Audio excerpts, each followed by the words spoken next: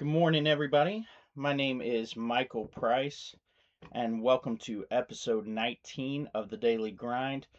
We're going to start out by just going over briefly what we've been over in the past because we're kind of going to hang out on the material that we've learned so far. And the reason being is all of the teaching in the world doesn't do any good if we don't learn how to practically apply things.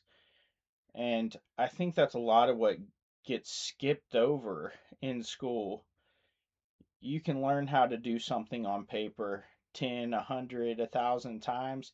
And at least if you had a brain like mine, if I never actually applied it in the real world, there's a solid chance that I wouldn't remember it 2 weeks or a month or a couple months later. And I think that's probably true for most of us. So, when it comes to the concepts that we've learned so far, I want to take some time to go through and to practice them. Also, I think this is a good opportunity to take some time and read through some short clips of the second book.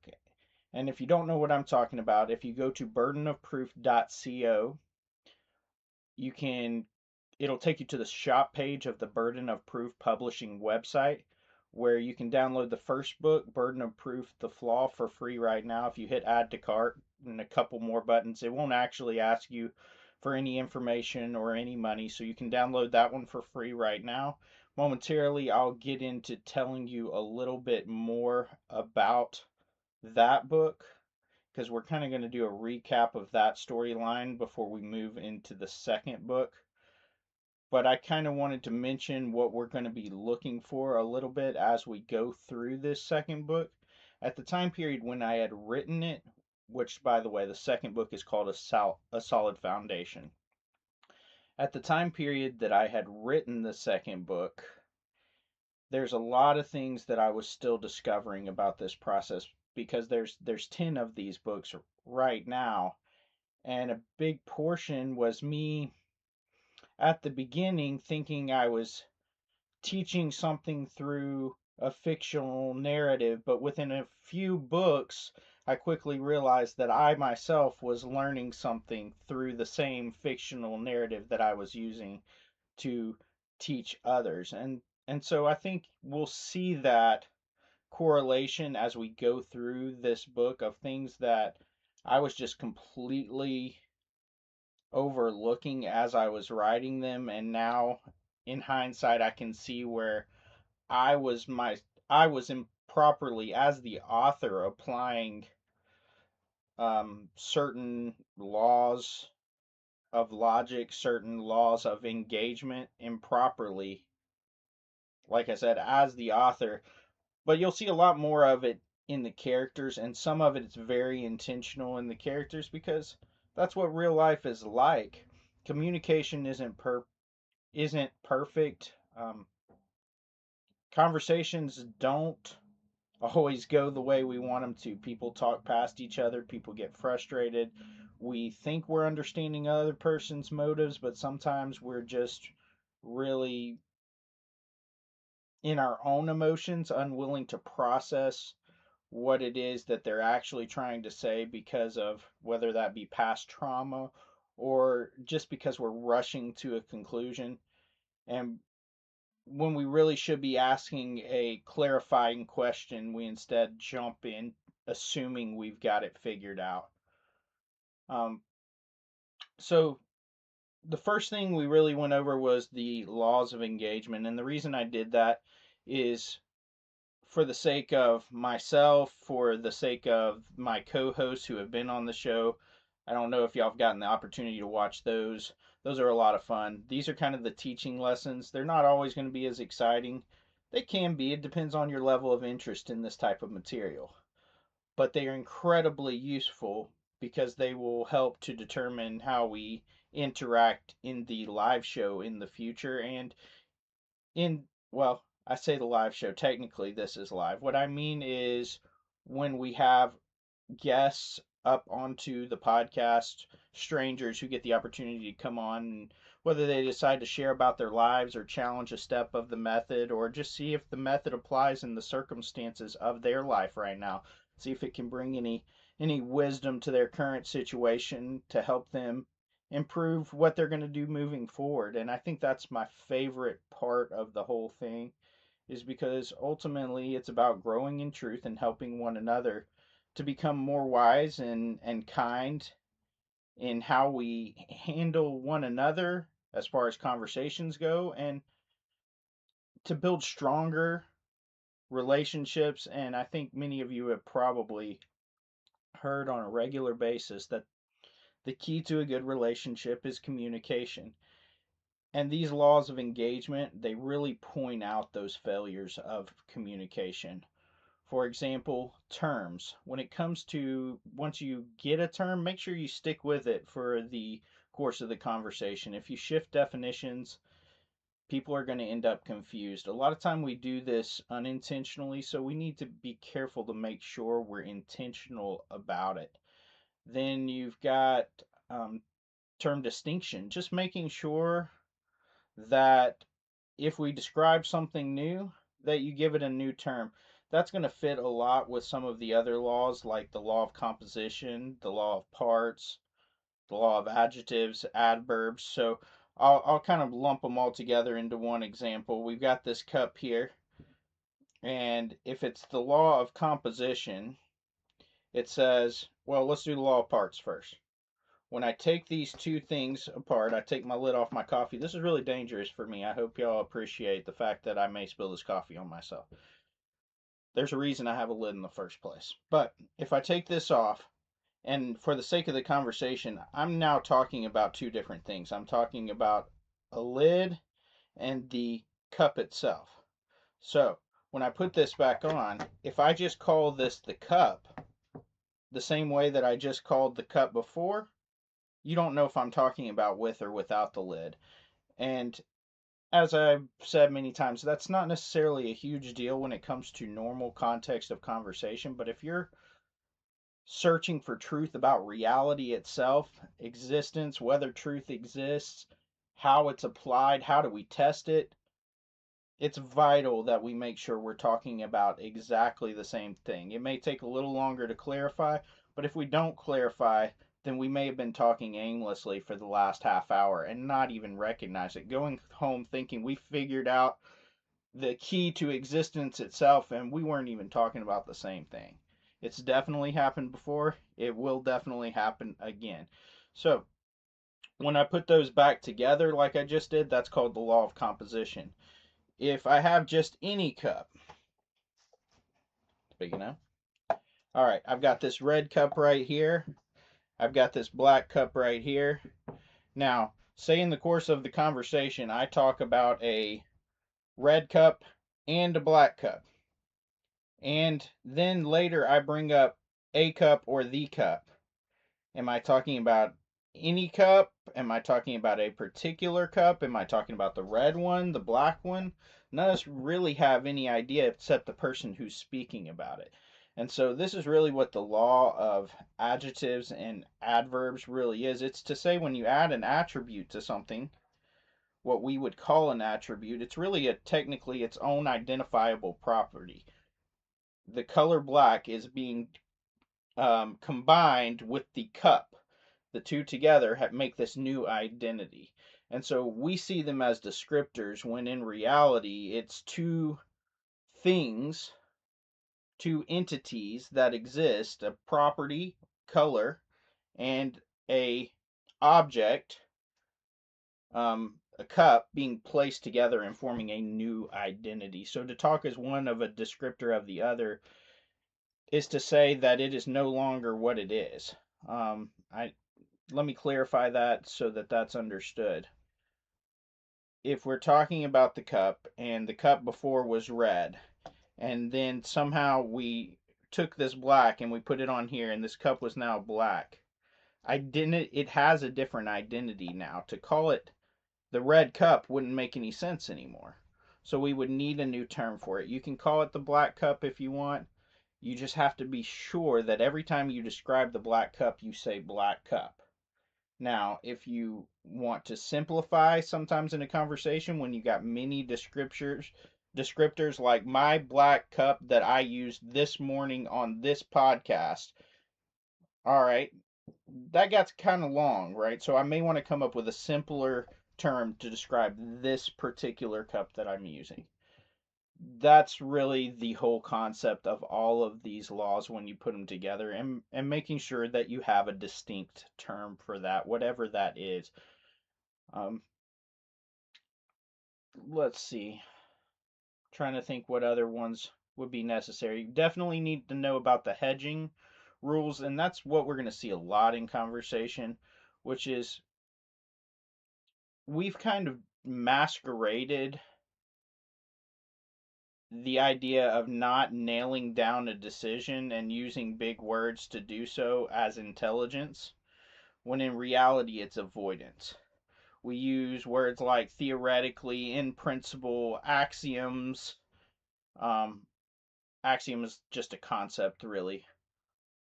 But we use words like this, or we confuse things by saying ontologically speaking, when in reality, if reality is reality, then it's everything that exists according to the definitions that we've put on these slides.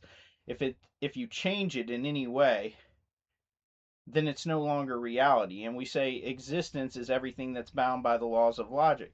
So if we change that to something like an axiom, where the axiom itself, the concept, exists as an idea, but what is contained in the concept doesn't fit, it can't be confined by the laws of logic, and therefore it doesn't exist. And so using language like that is going to prevent us from moving forward and figuring out what the truth really is in any given context. And law of prior claim affirmation is really just to say that we walk through each step and make sure we agree, so we don't argue something later when we haven't even agreed on something earlier. It's just a lot of wasted breath if we come back later and recognize that we were arguing about something we haven't even agreed to because we didn't take all the steps to get there. And there are a few more. I can't remember necessarily what all of them are off the top of my head. I will have a list on the website here soon. I will probably do a particular video, a short version of it, where I just go through slide by slide each one. That way I can just point you to that episode before coming on to the podcast. So we'll look into doing that here soon. When I do have live shows, I will make sure that that list is available for everybody to find. So, as I said, I was going to mention a little more about book one, The Flaw. It's about a character named Marcus, and you could say he's very relatable, at least to my life. But he's going through a point in time where it's not just one thing going wrong. I don't know if y'all have ever had the privilege of only one thing going wrong at a time, but usually that has not been my experience. When it rains, it absolutely pours, and then it floods, and then the flood carries away anything of value. But at least that depends on how we measure value, and we'll eventually discuss things like that. But Marcus lost someone very dear to him. He inherits this house, and the house is falling apart with him right along with his mind, and he's starting to recognize that what he thinks he believes, he never really tested, and he's recognizing that those beliefs aren't really his, but they're ones that he's inherited from the people around him. And he starts to ask questions about things like epistemology. How do I know what I know? And to examine his own life deeper, to recognize the flaws, the cracks in his own thinking, and to start to try to rebuild. But most of the first book is not him actually rebuilding. There's a little bit of him trying to, only shortly after they're ending up in another near collapse. None of us have ever relapsed before, just Marcus, just the character in a fictional series. We've got it all together, of course, but that's why we got to live vicariously through fictional characters, because we just have it all together. Um, but really, that's why he is so relatable as a character, is because he's going through things that we as people go through regularly, um, thinking that we're getting it together, starting to understand ourselves finally, only to realize that that sometimes leaves us with more questions than answers, and then we just spiral out. And sometimes life has a way of bringing us to the right person, to the right place, to the right time, and interrupting what could have gone very wrong otherwise, that would have led you back to old habits, old patterns. And that's exactly who Sarah is for him. He like crashes into her on the way to his relapse, and at first she's kind of adversarial, but she quickly notices that he's going through something, shifts her attitude, and they become friends. And so that is kind of how the book ends. There's a little more to it. I would encourage you to go and read it for yourself if you have the time. Like I did say earlier, it is free, and you can download it if you go to burdenofproof.co. So, given that brief summary, I'm going to go ahead and see if I can pull up book 2, Solid Foundation. Well, that didn't work. Let me try it this way.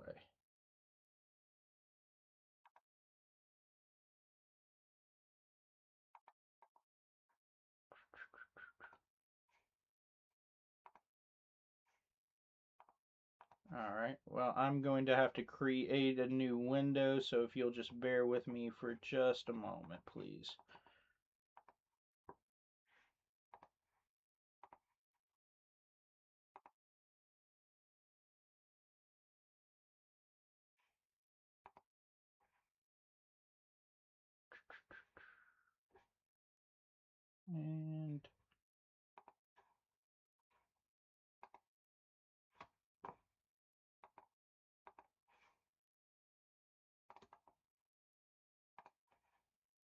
And so I've only been operating this software for probably 2 weeks now or so. So for probably another couple weeks or so, I may have some difficulties with trying to get this operating. I think we got it resolved right there, though. All right. So this is book 2, Burden of Proof, A Solid Foundation. And this is kind of the tagline for all of the books, for all of the podcasts, really, is test everything and hold fast to what is true. Because what is false really doesn't hold any true weight, doesn't exist in the first place. That's kind of what the law of reality is saying. If you speak about its negation, its opposite. If only that which is real exists, and it exists because it's bound by the laws of logic, well, then that which is not bound by the laws of logic does not exist, and therefore isn't real. It's false. So just tracking that train of thought to where it goes. Chapter 1, The Offer. And this is really, what, we'll just read for a few minutes, and hopefully y'all can go back and catch up to this point if you get the chance by reading the first book. And I do want to be able to read, so let me grab my glasses here. Oh, that's a whole lot better. All right. Chapter 1, The Offer. Marcus reread the email for the 4th time, though every word was already burned into his mind. Subject, part-time position, research assistant. Sarah had forwarded it with a short note beneath. Thought you might be interested. Chin needs someone who won't let sloppy claims slide. 3 months had passed since the night he hit the pavement outside the bar. 3 months since everything cracked open, not just the house, not just the ceiling, but him. Truth had stopped being an idea and becoming something closer to a wound he finally had the courage to look at. After the collapse, after the long conversation with Sarah, he'd spent weeks stripping himself down to bedrock. One night, he'd taken a sheet of paper and written 3 things: what I know, what seems likely, and what I can't stop hoping for. Under what I know, he wrote, I exist. I can think. Evidence matters. Simple, stable. He learned recently that some truths felt real even before they could be defended, as if his mind recognized structure faster than he could name it. Under what seems likely, he added, order exists, truth exists. Something stands behind both. Reasonable, manageable. But the last section, what I can't stop hoping for. There is more than just this life. Death is not the end of everything. Broken people aren't just broken forever. There is some real way I could see my dad again. The last line hit like a fist under the ribs, and it left him wondering if he would ever be able to unbiasedly evaluate what was true and what wasn't. Marcus folded the paper quickly, slid it back into the drawer, and closed it before the ache could rise too far up his throat. So I just wanted to mention there, he does a good job here, the character, of recognizing his own bias because of the things that he wants. And that already shows that he is pointed towards a step where he can evaluate things in such a way to find truth. When we haven't even recognized it, our own biases, our own flaws in how we think, it's going to be nearly impossible to evaluate something in such a way that we can actually find the truth. So that's what one of the concepts the first book talks about. It's called backward thinking. It means starting with the conclusion and then trying to find evidence that supports it, disregarding evidence that doesn't. That's called cherry picking. And taking the evidence that's there and twisting it in your favor by whatever means necessary to make sure that your conclusion comes out being right, no matter what the evidence actually leads to. And so that would be considered backward thinking. But back to the email. Chin wasn't someone who tolerated half measures. If Marcus took this job, he'd be working in evidence, logic, and truth testing every single day, like being forced into shape by pressure. Maybe whether he felt ready for it or not, it was exactly what he needed. And sorry for all the background noise. I'm not sure what people are working out here real early, but they definitely were working on something, probably the barn next door. But he typed a reply before he could think himself out of it. I'm in. When do I start? Marcus. 2 days later, he sat across from Professor Chin in an office overflowing with manuscripts and half-drunk cups of tea. Papers covered the desk like snowfall. Sarah tells me you're careful, Chin said without looking up. And careful thinkers are rare. Marcus shrugged. Mostly I just learned what happened when you're not. Chin's eyes flicked up, a brief look of understanding, not pity. It was like that look Sarah had given him on the street the night of the collision. The one that said, I know exactly what you're talking about, because I have been there before. With that, Marcus's feeling of tension quickly began to recede. I need someone to verify every claim in these manuscripts. He tapped a thick stack with a red pen. Every quote, every summary, every piece of reasoning. Philosophers are sloppier than they pretend. What's the topic? Marcus asked. Epistemic justification. How do we know what we know? Chin gestured broadly. Moral arguments, scientific claims, political assumptions, big picture stuff. You'll chase down sources and flag anything that smells weak. Marcus flipped through the first few pages. The writing was dense, layered, confident, maybe too confident. This is a lot, he said. Chin nodded. Good. You didn't say this'll be easy. People who say that tend to be presumptuous, which usually leads to a higher likelihood of error. People who proceed with caution and recognize the potential time investment are far more suitable for a position like this. Marcus huffed a small laugh. I've had enough false confidence to last a lifetime. Chin leaned back. Are you sure this is what you really want? It may seem like just a temporary position, and while the position is, the new way of thinking isn't. It's not something you can simply unlearn. Once you start thinking rigorously, it bleeds into everything: relationships, beliefs, decisions, grief. You don't get to switch it off. Marcus didn't answer. He didn't need to. Switching it off was already no longer an option for him. And even if he could, the search for truth was the only thing keeping him grounded. Start today? Chin asked. Marcus nodded. Yeah, today works. That afternoon, Marcus met Sarah at their usual coffee shop. She looked up with a knowing grin. You got the job. Chin basically handed me 18 philosophical landmines and told me to defuse them. Classical Chin. She took a sip of her drink. So, ready for our debate next week? Truth versus skepticism? I'm working on it, Marcus said, pulling out his laptop. Good. I grabbed the strongest skeptical sources I could find, real ones, not the social media kind. He smirked. You're going to make me earn this. If truth can't survive testing, she said, it isn't worth believing. There it was. The thing she always carried in her voice: seriousness, precision, a kind of guarded compassion he couldn't quite map yet. She wasn't trying to crush him, wasn't trying to win.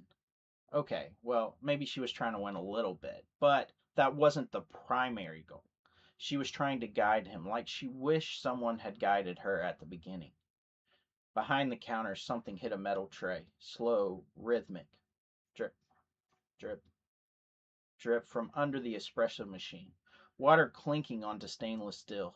His stomach tightened. Flash. His dad in the living room chair, head lowered, saying, I need to tell you something, son. Flash, the crack in the ceiling spreading just before the collapse.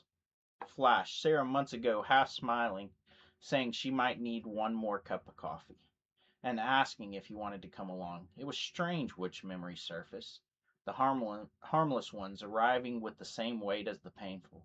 He blinked hard, dragging himself back to the present. You all right? Sarah asked. Yeah, he said, just thinking. About, she replied. A good cup of coffee, and what it takes to really appreciate it. Good, because I'm looking forward to a well-earned cup when this debate is over. Loser buys, so your treat. Marcus laughed and replied, I hear you. Just make sure you remember this moment and how I like my coffee black when you're pulling the money out of your wallet to buy our next round. She smiled an even bigger smile than usual. We'll see about that. That we will. Monday, 7, right? Right, she waved at heading out. Just Sarah, sharp, steady, and already lining up arguments he hadn't even begun to consider yet. Marcus opened Chin's manuscript. He took a slow breath, feeling the quiet shift, the way moments sometimes do when something underneath them changes shape. And so it begins. Well, I was really hoping,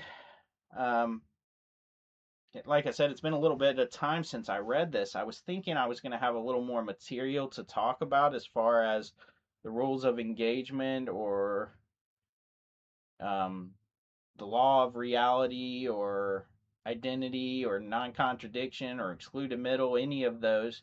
But it doesn't seem like there's going to be a whole lot to drag out of this first chapter. I could really try to extract something, but I think we're going to leave the narrative as it is and recognize that some parts of writing are more about the story than they are about necessarily educating. But even the story itself is educating, whether we recognize it directly or not. Every story is an opportunity to learn something. It's just a matter of whether or not we're looking for it. So as I said, I think we're just going to leave it at that for today. I appreciate y'all joining me for episode 19 of the Daily Grind, starting book 2. Tomorrow, I intend to probably do something similar, maybe not quite as repetitive. We may just jump more quickly into chapter 2 of book 2 and So I'll just probably reference the video from today for anyone who wants to know more of the brief overview or the recap. I would actually say the best recap video so far is episode 17 that I do with a guy named Michael Merritt. And so, if you're really looking for a more overall recap, I think that one's excellent. If you really want to understand the rules of engagement, I believe I do an episode with Dylan, episode 10. That's a really good one. And I think it's something like 11 through 13. I go into more depth with those as well. So, once again, I appreciate you joining in, and I should be online tomorrow around the usual time, sometime between 6:30 a.m. and 6:45 a.m. And it could be a little earlier, could be a little later. If it's going to be later, I will try to inform you to the best of my ability, but I do have to set it up from this laptop, which means me being near the laptop in the first place to even be able to entirely update you at the moment. So eventually, hopefully, that situation will be a little simpler so that I can give you quicker updates. But thanks again for joining for the 19th episode of the Daily Grind, and I'll talk to y'all tomorrow.